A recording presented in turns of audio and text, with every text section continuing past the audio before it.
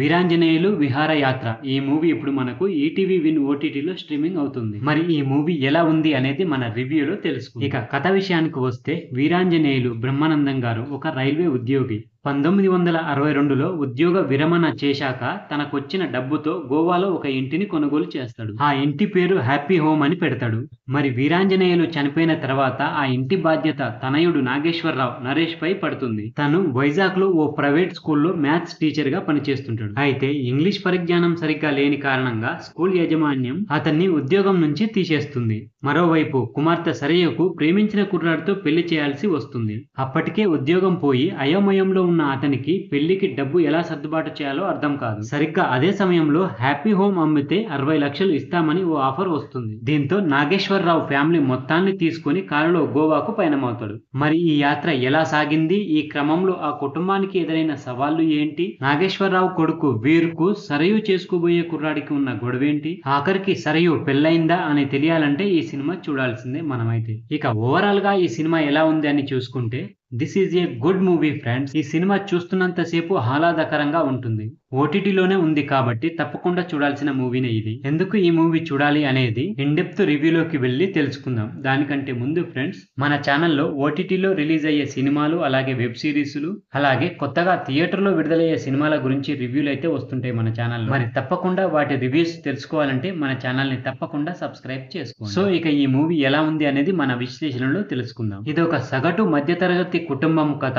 వినోదం, భావోద్వేగాల మెలవింపు, కథలోని సంఘర్షణ, మలుపులు అన్నీ ప్రతి ఒక్కరూ తమ నిత్య జీవితంలో ఎక్కడో ఒక చోట కనెక్ట్ చేసుకోగలగాలే కానీ భలే ఉంటుంది కదా. నిజానికి ఇదే పాయింట్ తో ఇదివరకు చాలా సినిమాలు, సీరియల్స్ వచ్చినాయి. తెలిసిన కథే అయినా అత్యంత సహజంగా మనసులకు హత్తుకునేలా చూపించిండు దర్శకుడైతే. పాత్రలు, వాటి పరిచయం, ఆ పాత్రల మధ్య అనుబంధాలు, గొడవలు, ఆప్యాయతలు అన్ని ఎలాంటి ఆర్టిఫిషియల్ మేకప్ లేకుండా చాలా సహజంగా తెరకెక్కించిండు. వీరాంజనేయులుగా బ్రహ్మానందం గారి వాయిస్ ఓవర్ తో సినిమా ఆసక్తికరంగా మొదలవుతుంది. ఆ తర్వాత నేరుగా నాగేశ్వరరావు కథలోకి తీసుకెళ్లిపోతాడు. ఇక ఇక్కడి నుంచి కథంతా ఆ పాత్ర కోణంలోనే సాగుతుంది. నాగేశ్వరరావు, అతని కుటుంబ పరిస్థితి, కొడుకు కూతురు జీవితాలు అన్ని ఒక్కొక్కటిగా పరిచయం చేస్తూ వాళ్ళు గోవాకు ఎందుకు పయనం అయ్యారన్నది ఆసక్తికరంగా చూపించిండు. అయితే కారు ప్రయాణంలో నాగేశ్వరరావుకు ఆయన తల్లికి మధ్య జరిగే చిన్న చిన్న గొడవలు, అలాగే పిల్లల మధ్య తలెత్తే చిన్న చిన్న గిల్లికజ్జాలు అన్ని కలిపి సరదాగా నవ్వులు పూయిస్తాయి. విరామ సమయానికి కథలోని అసలు సంఘర్షణ బయటకొస్తుంది. కూతురు అలాగే కొడుకు గురించి నిజాలు తెలియడం,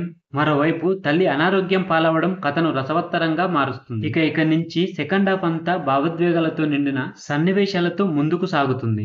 ఒకవైపు నవ్వులు పంచుతూనే అక్కడక్కడ భావోద్వేగ భరితంగా కథనాన్ని తీర్చిదిద్దిండు. ముఖ్యంగా ఇంటి విషయంలో తండ్రి కొడుకుల మధ్య నడిచే సన్నివేశం భావోద్వేగ భరితంగా ఉంటుంది. తండ్రి పడ్డ కష్టం తెలిసాక తన తప్పు తెలుసుకుని క్షమాపణ చెప్పడం కోసం వీరు పడే ఆరాటం, మరోవైపు తండ్రిని కష్టాల నుంచి గట్టెక్కించేందుకు కూతురు సరయు తీసుకునే నిర్ణయం మనసుల్ని హత్తుకుంటాయి. ఇక క్లైమాక్స్ అయితే మనకు ఊహకు తగ్గట్టే ఉన్న ఆలోచింపజేసే విధంగా ఉంటుంది. మీకు ఏ డౌట్ లేకుండా ఒకసారి అయితే తప్పకుండా చూడొచ్చు ఈ మూవీని. ఇక ఈ మూవీలో ఎవరెవరు ఎలా చేశారంటే, నాగేశ్వరరావు అనే మధ్యతరగతి తండ్రి పాత్రలో నరేష్ గారు అయితే తనదైన శైలిలో చక్కగా ఒదిగిపోయిండు. ఇది ఆయన కెరియర్ లో మరో మైలురాయి లాంటి పాత్ర. ముఖ్యంగా క్లైమాక్స్ లో ఆయన కనబరిచే భావోద్వేగ భరిత నటన అందరినీ కట్టిపడేస్తుంది. ఇక ఆ తర్వాత రాగ్ మయూరు అలాగే సరయు పాత్రలో నటించిన ప్రియ, బామ్మగా శ్రీలక్ష్మి గారి పాత్ర, ఇలా ఈ సినిమాలో నటించిన ప్రతి ఒక్కరూ వాళ్ళ నటనతో బాగానే ఆకట్టుకున్నారు. ఇక దర్శకుడు తను రాసుకున్న కథలో కొత్తదనం లేకపోయినా ఎంతో సహజంగా ప్రేక్షకుల్ని మెప్పించేలా తెరకెక్కించగలిగిండు. మ్యూజిక్ కూడా ఈ సినిమాకు ప్లస్ అనే చెప్పాలి. ఇక ఫైనల్ గా చెప్పేది ఏమిటంటే, ఈ వీక్ లో థియేటర్ లో విడుదలైన దిమాగ్ ఖరాబ్ సినిమాలు చూసే కన్నా ఆహ్లాదంగా ఎంచక్క ఇంటిల్లిపాది కూర్చొని ఈ సినిమాని అయితే చూడొచ్చు. ఎలాంటి అభ్యంతరాలు లేకుండా ఈ సినిమా అయితే ఉంది. మరి ఈటీవీ విన్ ఓటీటీలో ఉంది, ఎంచక్క చూసేయండి. సో ఫ్రెండ్స్, ఇది ఈ మూవీకి సంబంధించిన రివ్యూ వీడియో. ఈ వీడియో కనుక మీకు నచ్చినట్లయితే నా ఛానల్ని తప్పకుండా సబ్స్క్రైబ్ చేసుకోండి. Thank you friends. మళ్ళీ ఒక మంచి వీడియోతో మీ ముందుకు వస్తా. అంతవరకు బాయ్.